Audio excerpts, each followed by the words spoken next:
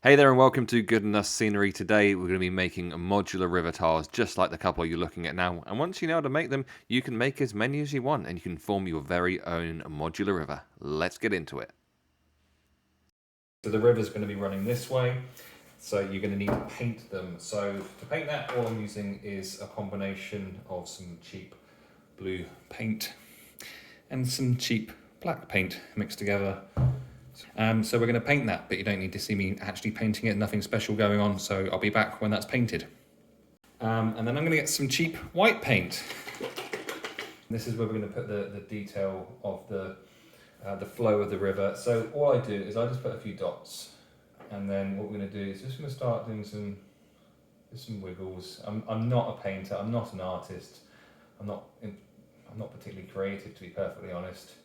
It doesn't even have to look great at this stage. Some clear silicone, that's what's going to really make it look rivery, but with this, and that's basically nearly done. So tell you what we'll do, just here we're going to do a little thing where it kind of maybe splits, and then we'll put a rock there or something. But as far as painting, that is done. And if you're thinking, hey Chris, that doesn't look a lot like a river, then you'd be absolutely right. We're going to put a bit of a bend in this river just to add a bit of variety. Is just a steady hand, a bit of patience, and you can just use a knife, a Stanley knife for this. And like I said, this is only 2mm. That's putting a little bit of a curve in it. Cut the corner off. Because this stuff is the stickiest stuff known to man. This is gap filler, expanding foam. You can pick it up relatively cheaply. I'll put a link in the description so you can go and pick some of this up. And this is what we're going to use to make the riverbanks. I've kind of shaken it up already. There are gloves in the lid, which I suggest that you use if to wet the surface you want it to stick to. So what we're going to do is I'm just going to put a bit of water just down this edge here, up here, and up here as well. Now if you wanted to make a whole, because we're going to do them together, but we are going to separate them. It's going to come out slowly, hopefully. We have the can upside down to do this. And we're just going to do another fuse along here. Do another line here. A surprising amount. It is going to expand. When you come back, it's going to look a little bit different, and then we'll start crafting it into the shape that we want it. But for now, that is done. Plop. It's been about 3 hours. It's still squidgy. So the outside part is kind of set, but the inside will still be foamy. If it's still squidging like that, then when you cut into it, it's still going to be soft. It's still going to be sticky. And it's not ready for carving, and you'll just end up making a massive mess.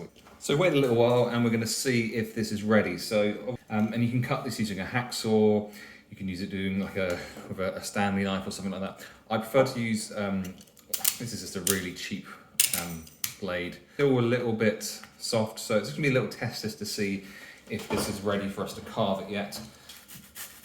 It's sounding like it might be alright, but in a second. When we get to the inside, now if you look at the inside there, that's set. That's what it's going to be. That's the finish there. It's not really soft. It's not really sticky. So that is ready for carving. Now the answer to the question you've all been asking: why have I done this on a tile? And the reason is, like I said earlier, that this stuff sticks ridiculously to everything. So if you do it on something like a nice smooth surface, I think it works with grease-proof paper as well. It makes this stuff a lot easier to come off. So what I do is I take my metal ruler, just gonna slide it underneath the piece. That's the dream scenario. Same on this side, just not rushing it, just it's about ready to have a very satisfying release. And I think I speak for all of us when we say we like a nice satisfying release. And there you go. And now to the fun bit, we're going to start carving it, making it look more like a riverbank. Time to make it look a bit more like a riverbank, so I'm just going to start by just cutting off, following that line that it's going to take. And this is like the first stage of the creative process where you actually get to be creative. So far it's just been like kind of more structural. Back end of the kind of the outside of the riverbank here, we want this to be as low as possible. You want troops to be able to use it probably. It's just going to be a case of me just kind of cutting down at an angle like that. Over and over again, and so I'll get back to you once I've done a bit more of that. So we have tapered off the edges here, so the back edges, the outside edges. But you can see how when this is kind of flat on a board, this has there's no height to it at all. It can just kind of smoothly go from from here up onto here. So next up, we're going to focus on the inside edges. Now, if you're going to have modular tiles, then what you really want is for the tiles to kind of have exactly the same, they want to join up at exactly the same points.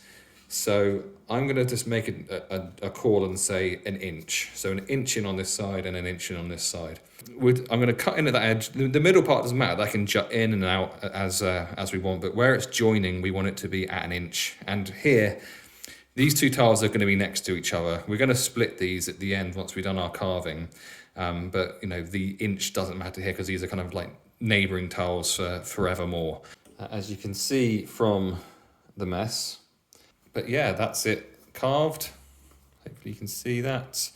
So what I'm going to do is paint the whole thing with a mixture of PVA, a bit of water and a bit of paint, and I'm going to go with I'm going to mix it into a brown colour. You don't even have to be completely neat with your painting. And the thing is that this some blue colour once it's mixed, just to so I get the kind of the brown that I'm looking for. You could stop there and just go, yeah, that's a perfectly reasonable bit of scenery, you know. But we want to make it look more river-like. I'll be completely honest, I am not the best at this stuff, but basically I'm gonna just put PVA. With the PVA, you can have it a bit watered down.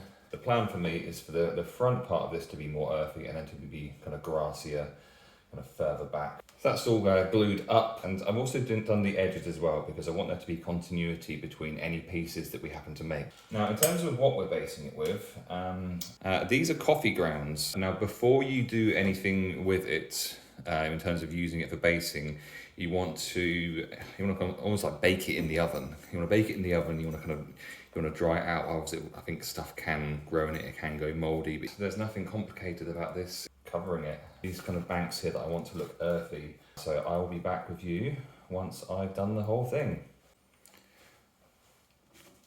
I think those banks look earthy because it basically looks like you're using soil for them. I'm going to make these more grassy, and I'm going to leave some spots where I'm going to add some extra kind of cover scenery and scatter bits. So once again, we're back to just gluing the bits that we want stuff stuck to, and take pinches of this. I kind of just sprinkle it on, dab it on a bit. The bit is still drying. I think it looks a lot better once you've once the glue's had a chance to dry and kind of. I'm going to do the other side now. Then the next part of the video we'll be talking about making your little scatter rocks to add. Okay, so we have some of the offcuts we had from when we made the riverbanks, and what we're going to do is just create some scatter rocks now. So this is looking more like it. Just something along the lines of that. So, right, with that done, it's just a case of painting them. So we have this mix. This is some white, some black, and some a little bit of PVA that I've mixed together. You can be pretty liberal with how you paint this. You can kind of push the paintbrush into any bits that have got holes. So I'll be back once these are done. So we're getting to the stage where it's starting to look like a riverbank. So this is just a mix of PVA glue and water. So it's watered down PVA, and we're just going to dab this over the top of the soil parts as well. So I'll be back once that is all done. Nothing really much more to say about that. Back here with the rocks, which are pretty much dry. Doesn't matter if they're not quite. I'm just going to add a little bit more detail with it.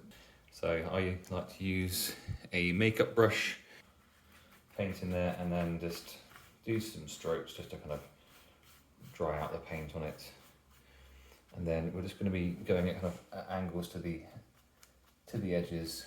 I don't mind it particularly if the paint isn't fully dry in this situation because it's details. And with the top, I'm not too fussed about that because we're going to do something else with that in just a second. So hopefully with those done you can see the difference.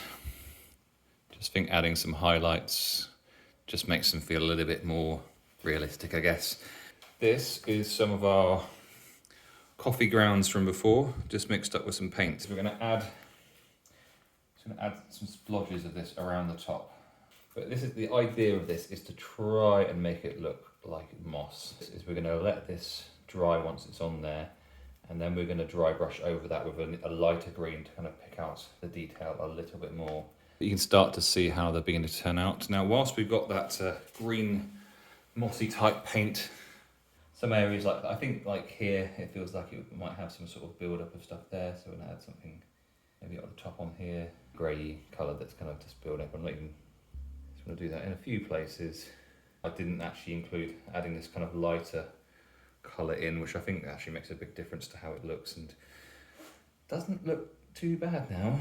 Okay, I'm going to let this all completely dry and then we'll be back. I just want to make this a little more detailed, so I'm going to be using some of Citadel's Uruk Flesh, and this is going to be much more like actual dry brushing. You could get away with not doing them at all, but it's just nice to kind of add a bit more detail. And it's not a huge difference, but it's enough that it's worth doing if you want it to look just a little bit better, I guess. And I'm also going to do the same detail on the areas on the river itself where I added this same kind of dark colour paint. This is what it's looked like after doing that brushing there on the darker areas with the Uruk Flesh. Although I'm not the best at flocking, that looks alright. So now we're going to split it in half, and this is literally just going to be a case of just cutting down along, following this line where the boards join. It's quite crispy, that. Yeah. We can also see what it looks like they join the other way around. I forgot about one step before the siliconing. We're going to put our little rocks that we've made, we're going to stick these down. And the same thing. We're going to put a bit of extra glue in the corner. Just going to make sure that corner's pushed down, because it's all done in exactly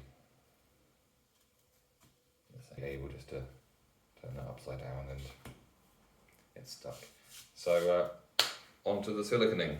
You're going to need a cartridge gun and siliconing. I will put a link up for buying one of these. They're only about £5. This is about £4, and we'll do the whole of the river for you. Now when you get these, you have to cut the end off of them. I suggest cutting it off at this 45-degree angle. Pull that trigger and then it starts coming out, and I'm just going to run it along like that. And I'm going to go back to the other side here. Remember I was saying how it doesn't matter if you've kind of covered in a bit of the river with the brown when you've been covering, painting the riverbanks. You can now see why, because it gets covered up. What you can do is you can just run. I'm not even adding any more here, I'm just using this end piece to kind of just alter how it looks. If it doesn't look like running water, it looks a lot more like running water than it used to. Starting off at one edge here, just kind of meet the rock there and just come across. If I was the water, where would I be running? And I try and think about it in terms of that. There's lots of water coming in here, and it kind of is going to narrow a bit. Just trying to build up a little bit more water there, because the water would be just ever so slightly higher. Basically finished apart from the final touches. You can see how, like I said at the start, no, when I painted it, it doesn't particularly look like a river, but I think that once you see that detail through the silicone, it really changes it. And I think it looks like it could be running water. So now put these back together to kind of have our kind of finished look. Thanks for watching. Hope you've enjoyed. Hope you've learned. If you have enjoyed it, then please like, please comment, please subscribe. Any constructive criticism, add that in as well. And I'll be back with another video for you soon.